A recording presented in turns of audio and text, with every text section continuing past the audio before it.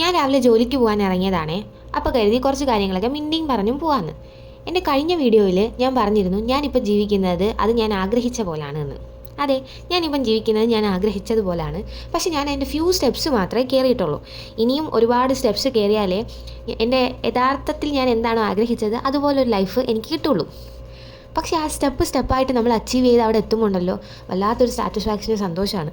കാരണം കുറച്ച് പടികൾ കയറിയപ്പോൾ തന്നെ എനിക്ക് മനസ്സിലായി നമ്മളായിട്ട് നമുക്ക് വേണ്ടിയിട്ടൊരു ജീവിതം ഉണ്ടാക്കിയെടുക്കുന്നതിൻ്റെ ഹാപ്പിനെസ് എത്രത്തോളം ആണ് എന്നുള്ളത്. നമുക്ക് എല്ലാ കാര്യങ്ങളും ചെയ്തു തരാനും പറഞ്ഞു തരാനും ഒക്കെ ഫേവറബിളായിട്ട് ഡിപ്പെൻഡൻ്റ് ആയിട്ട് ഒരാളുണ്ടാവുക എന്നുള്ളത് ചില കാര്യങ്ങളിൽ ഭയങ്കര നല്ലതാണ്. പക്ഷേ വേറെ ചില കാര്യങ്ങൾ എടുത്തു നോക്കിയാൽ അതത്ര നല്ല കാര്യമല്ല. കാരണം നമുക്ക് വേണ്ടിയിട്ട് അങ്ങനെ ഒരാളുണ്ടെങ്കിൽ നമ്മൾ എന്നും അവർക്ക് കടപ്പെട്ടവരായിരിക്കണം. മറ്റൊന്നിനും വേണ്ടിയിട്ടല്ല.